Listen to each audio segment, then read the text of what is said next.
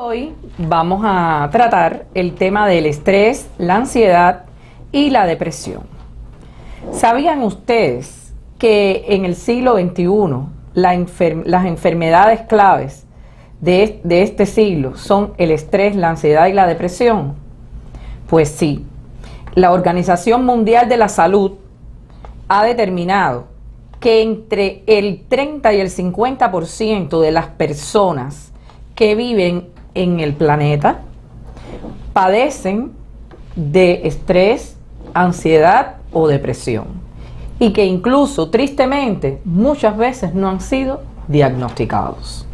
Quiere decir que muchas veces el estrés, la ansiedad y la depresión se enmascaran y las personas le dan la responsabilidad a que estén teniendo algún síntoma de este tipo a la situación de la vida diaria, a la falta de adaptación a algunas tareas, a algunas habilidades, a los efectos de la multitarea, que tenemos que estar haciendo demasiadas cosas a la vez, a los efectos de la cronopatía, donde no tenemos un buen control del tiempo, y todo esto, por supuesto, afecta la naturaleza interior de los seres humanos, porque somos uno solo y tenemos que estar respondiendo constantemente a diferentes tareas o acciones que demandan otros que están vinculados a nosotros,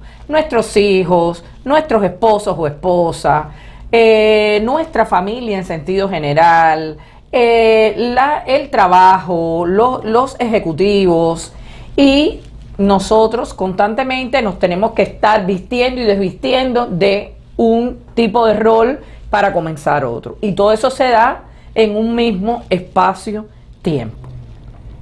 Es importante que ustedes conozcan que, si bien esto sucede de esta forma, nosotros tenemos cierta capacidad para minimizar o disminuir esos efectos que llevan a que nos sintamos estresados y que muchas veces nuestro cuerpo y nuestra mente enferme. Por ejemplo, tomamos demasiado café y nosotros podemos de alguna forma pues evitar o disminuir el consumo del café.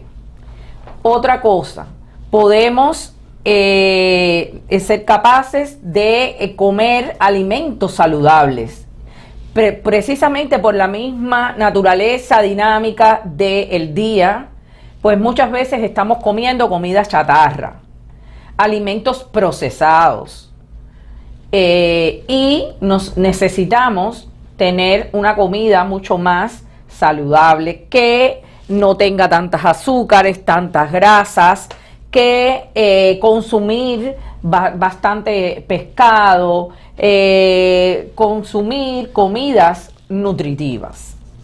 Por otra parte, llegamos tarde a casa la mayoría de las veces, y eso hace que no atendamos como es debido a nuestra familia, a nuestros hijos, que muchas veces nos recriminan de que estás llegando tarde, no me ayudas a hacer la tarea, no me ayudas a entender esta situación que tengo, no compartes tiempo conmigo. Y no solo eso, sino también la doble jornada, por ejemplo, de la mujer, que muchas veces tiene que, cuando llega a la casa, pues comenzar a hacer las actividades del hogar.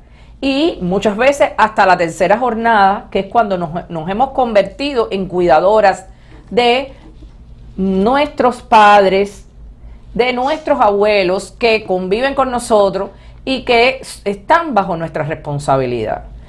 Todo esto hace que muchas veces no descansemos como es necesario, no dormimos bien, tenemos trastornos del sueño. Tenemos insomnio, nos levantamos varias veces en la noche, o nos levantamos demasiado temprano y a las 5 de la mañana estamos de pie, Y entonces al otro día pues no descansamos lo suficiente y no aportamos lo suficiente en las otras actividades que desarrollamos. Por tanto, es muy importante que aprendamos a reducir, a planificar todo ese tipo de cargas que tenemos durante el día, porque esos son elementos que están en nuestra zona de control y que nos pueden ayudar a minimizar el estrés. Es importante que se entienda que aun cuando todas las personas estamos sometidas a determinados niveles de estrés, no todos esa influencia surte el mismo efecto en cada una de las personas. ¿Por qué? Porque tenemos experiencias distintas, historias distintas, diagnósticos diferentes, y lo que, por ejemplo, para una persona puede ser demasiado estresante, le da miedo, a otra persona no. La otra persona lo asume con más naturalidad, se adapta de una manera más fácil, le pregunta porque no le da pena y entonces aprende a lidiar mejor con esas situaciones del estrés. Ahora bien, se dice también por los expertos que el estrés no es malo. O sea, cuando el estrés se convierte en malo, cuando se convierte en una situación permanente en nuestras vidas. Quiere decir que cuando esa tensión, esos dolores de cabeza, esos problemas de exceso de respiración, taquicardia, sudoraciones, se mantienen en el tiempo, entonces la persona ya no está viviendo la misma con calidad, ya no tiene la misma calidad de vida. Y eso es lo que hace que deje de hablarse de estrés para empezar a hablar de ansiedad o depresión. Muchas veces las personas debutan con ansiedad y depresión a la vez. Otras veces no, otras veces las personas son o ansiosas o depresivas. Ahora bien, ¿cuándo está presente la ansiedad? En primer lugar, hablamos del efecto tiempo. Quiere decir, la ansiedad está presente cuando todos los síntomas que hablé anteriormente del estrés se han mantenido en el tiempo.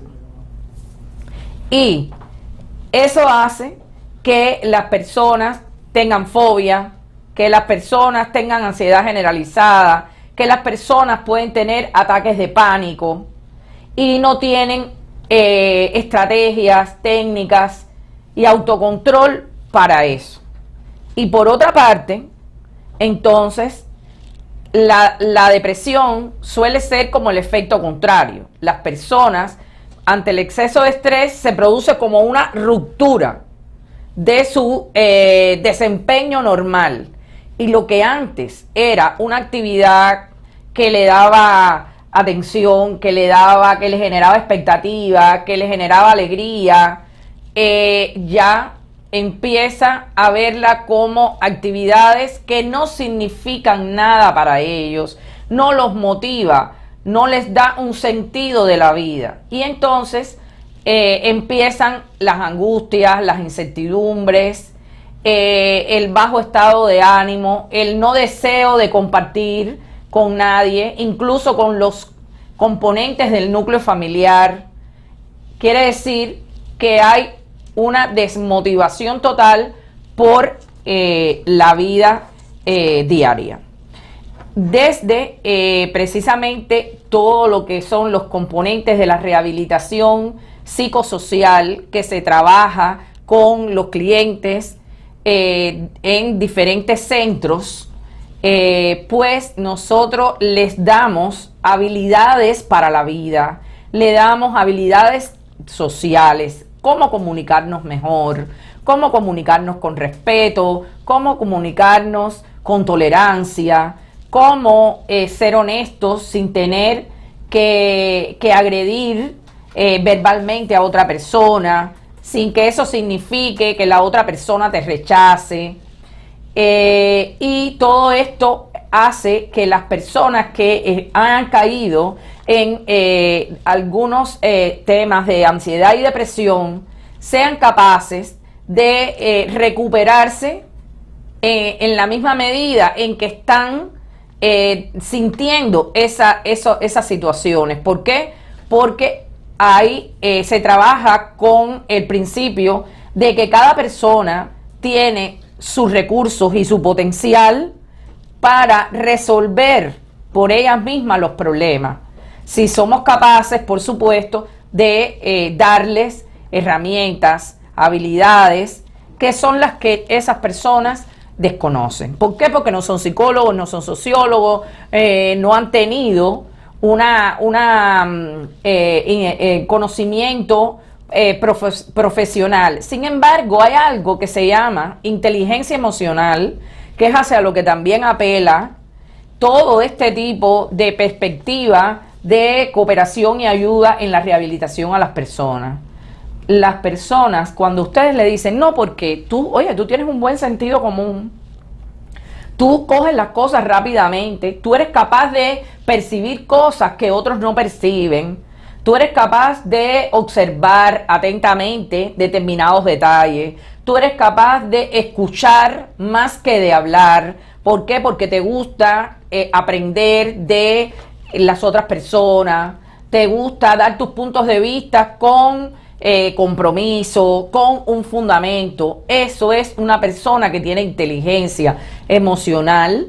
Y también hablamos de la inteligencia social, que es cuando no solo tenemos esa capacidad que dije ahorita, sino también tenemos la capacidad de regular nuestras emociones en función de lo social. Nosotros somos seres biopsicosociales. Es en sociedad que el ser humano, como ser gregario, se reconoce a sí mismo. Por eso, ¿qué pasó cuando estaba la crisis del COVID-19? Que a todos nos pusieron en cuarentena y hubo un periodo de aislamiento. Pasó que el ser humano no se autorreconocía. El ser humano que siempre está diciendo, quiero ir a descansar con mi familia, estoy loco porque llegue el viernes, estoy loco por tomar vacaciones. ¿Qué hacía? Que entonces ya no se sentía cómodo en la casa. ¿Por qué? Porque habían varias generaciones juntas, porque cada una de las personas en la casa tenían intereses diferentes. Uno quería mirar el televisor, el otro quería escuchar música, el otro que estaba hablando y no te dejaba escuchar, ¿verdad? Y eso implica que, y fueron muchos de los aprendizajes, que es que nosotros no nos podemos, el ser humano aislado es una pura abstracción. Y siempre vamos a volver ¿a qué? Al grupo, a la familia, a las interconexiones. Y por eso yo digo que aun cuando estamos viviendo en la era tecnológica y que la tecnología se está, por supuesto, presentando como la gran diva de este siglo, no hay como la relación cara a cara, las relaciones interpersonales.